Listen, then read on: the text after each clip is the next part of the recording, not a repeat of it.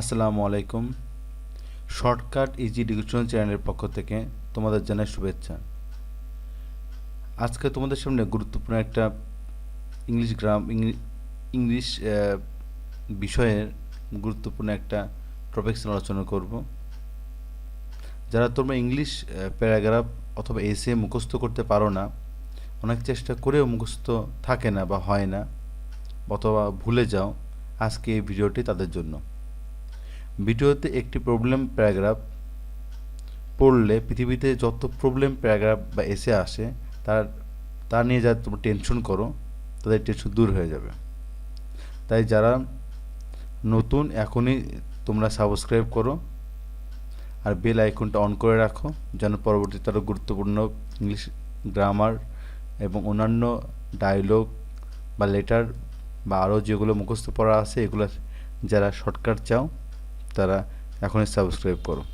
তা চলো আজকে শুরু করা যাক ক্লাস। আজকে তোমাদেরকে দেখাবো প্রবলেম সম্পর্কে। এটা প্যারাগ্রাফ হইতে পারে বা এসে হইতে পারে। তাই প্যারাগ্রাফ হোক বা এসে হোক, এতে কোনো ব্যাপার না, যেটাই আসুক না তোমরা কিন্তু অনায়াসে লিখে দিলে কিন্তু চলবে। আচ্ছা, তাহলে দেখি প্রবলেমগুলো কীরকম হতে পারে। এসিড থ্রোয়িং দেখো, এটা অনেক important. Crime in cities, corruption, traffic jam, দেখো এটা খুব ইম্পর্টেন্ট একটা paragraph. Terrorism, price hike, poverty, load shedding, এটাও খুব গুরুত্বপূর্ণ একটা paragraph. Food crisis, food problems, sound pollution, gender discrimination, hijacking, air pollution, water pollution, child labour, drug addiction, environment pollution, food adulteration, deforestation, global warming, etcetera. আসলে এগুলো just শুধুমাত্র কয়েকটি তোমাদের problem সম্পর্কে আইডিয়া দেওয়া হয়েছে, কিন্তু এ বাদেও যা আরও যেগুলো প্রবলেম সম্পর্কে প্যারাগ্রাফ আছে অথবা এসে আছে, তোমরা অনায়াসেই নিচের সলিউশন অনুযায়ী তোমরা যদি লিখে দাও তাহলে কিন্তু ইনশাল্লাহ যে তোমরা ভালো একটা মার্ক পাবে। এই নিয়মটা শুধুমাত্র তোমরা উপকার পাবে যারা হচ্ছে যে অত প্যারাগ্রাফ পড়তে, বেশি প্যারাগ্রাফ পড়তে চাও না, জাস্ট একটা পড়বে, প্রবলেম প্যারাগ্রাফ আসলে লিখে দেবে এরকম। চলো সলিউশনে চলে যাওয়া যাক এখন। সলিউশনটা হচ্ছে দেখো, there are many problems like political, social, economic etcetera in our country. এর অর্থটাও লিখে দিয়েছি আমি। দেখো, আমাদের দেশে রাজনৈতিক, সামাজিক, অর্থনৈতিক প্রভৃতি অনেক সমস্যা রয়েছে। বাক্যটা তো অনেক সহজ, কিন্তু খেয়াল করে দেখো।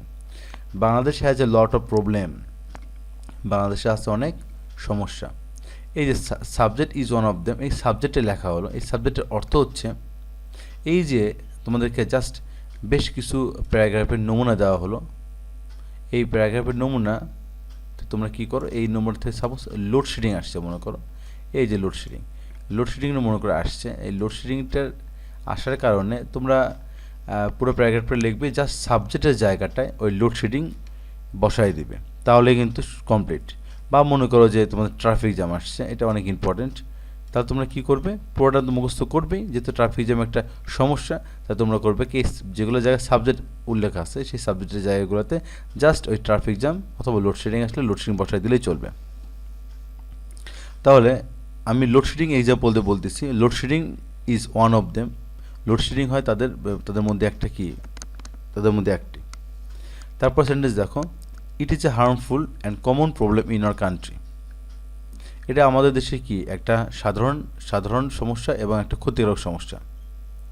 দেখো তারপরে, it's not a common problem for our own country but also other countries two.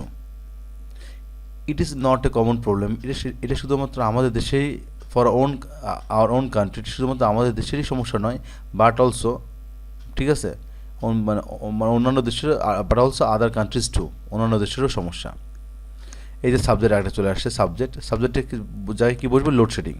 Load shedding is a major problem like those, load shedding has critical effect in our daily অথবা সোশ্যাল লাইফ। দেখো, লোডশেডিং একটি বড় সমস্যা, যেমন load shedding আমাদের দৈনন্দিন সামাজিক জীবনে গুরুতর প্রভাব ফেলে। তারপর সেন্টেন্সে দেখো, নো ডাউট, কোনো সন্দেহ নেই। It is a curse in our life, ঠিক আছে, এটা আমাদের জীবনে একটা অভিশাপ।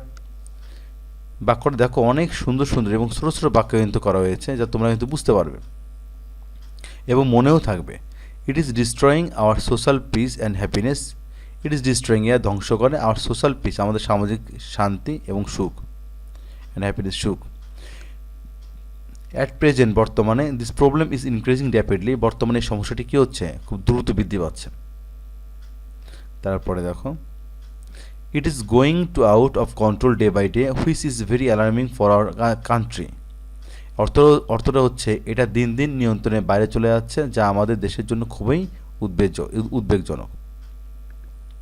তারপর সেন্টেন্স দেখো, the আনকনসাসনেস of the mass people and lack of moral lesson among them are mainly responsible for these problems.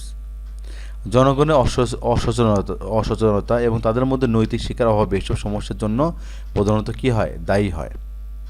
তারপর সেন্টেন্স দেখো, load shedding suffers people in many ways. ঠিক আছে, লোডশেডিং কি মানুষকে নানাভাবে কী হয়, ভোগায় বা কষ্ট দেয়। দেখো বাক্যগুলো অনেক ছোটো ছোটো এবং সহজ সহজ বাক্য। Day by day this problems is increasingly rapidly. ঠিক আছে, এই সেন্টেন্সটা ডাবল হয়ে গেল। আচ্ছা, এটা কাটা দিয়ে দিচ্ছি দেখো। আচ্ছা, পরের সেন্টেন্স দেখো, along the government is not able to solve it fully. পাশাপাশি সরকারও কিন্তু এর পুরোপুরি সমাধান করতে পারছে না। আসলে কি, এটা যে প্রবলেমটা সরকারের একার পক্ষে কিন্তু সমস্যার সমাধানটা করা সরকারের পক্ষে সম্ভব হচ্ছে না। আচ্ছা, তাহলে আরেকটা পরের সেন্টেন্স দেখো, everybody of us should come forward to solve this problem with the government. তাহলে আমাদের কী করতে হবে, আমাদের সকলের উচিত সরকারের সাথে এই সমস্যার সমাধানে এগিয়ে আসা বা সমাধান নিয়ে কাজ করা। ইফ, যদি, we can not solve this problem, যদি আমরা এই সমস্যাটা সমাধান করতে না পারি, ইট উইল হিন্ডার, আমাদের বাধাগ্রস্ত করবে আওয়ার ন্যাশনাল ডেভেলপমেন্ট, আমাদের জাতীয় উন্নতিতে। It will paralysed our national life, এটা আমাদের জাতীয় জীবনকে পঙ্গু করে দেবে। তারপর সেন্টেন্স দেখো, if we want to build up A developed country, if, যদি, উই ওয়ান্ট, আমরা চাই, টু বিল্ড আপ, নির্মাণ করতে, এ ডেভেলপ কান্ট্রি, একটা উন্নয়নশীল দেশে, the people of all works of life should come forward to solve this problem. তাহলে the people of all, সব লোকজনকে, ওয়ার্কস, হাঁটতে হবে, of life, should come forward, এবং সামনের দিকে জীবনকে এগিয়ে নিতে হবে, টু সলভ দিস প্রবলেম, এই সমস্যার সমাধান করে। তারপরটা দেখো, আদারওয়াইজ, অন্যথায়, we will fall backward as a nation. ঠিক আছে, অন্যথায় জাতি হিসাবে আমরা পিছিয়ে পড়ব। শেষের লাইনটি দেখো, সেন্টেন্সটা, so all concerned must join their hands to liberate the people from the curse of load shedding. তাই লোডশেডিং এর অভিশাপ থেকে জনগণকে মুক্ত করতে সংশ্লিষ্ট সকলকে হাত মেলাতে হবে।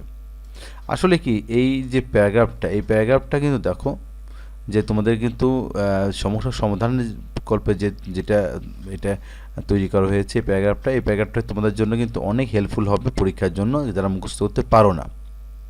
যদি এই প্যারাগ্রাফটা পড়ে তোমরা বা লিখে তোমরা কিন্তু ধরো 10-এর মধ্যে যদি ম্যানেজ করে 9-10 পাবা না, হাতে লেখা সুন্দর হলে 7-8 পেতে পারো। ঠিক আছে, অথবা মানে 6 থেকে 8 পর্যন্ত, অথবা বলতে পারি যে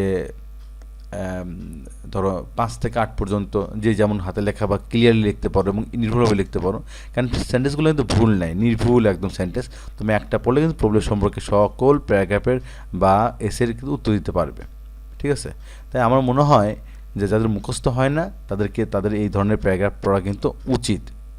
কারণ নাইমা হচ্ছে কানামা ভালো, মানে খুব বেশি 9-10 না পড়ছে, 6-7-এর মধ্যে সন্তুষ্ট থাকা কিন্তু অনেক ভালো।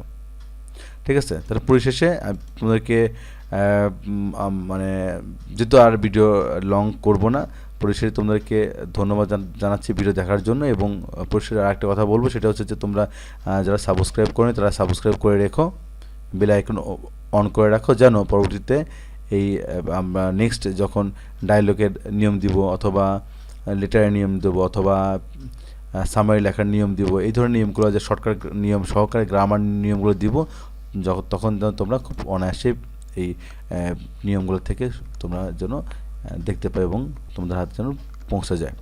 তাহলে আজ আর নয়, ঠিক আছে, ভালো থাকো, আল্লাহ হাফেজ।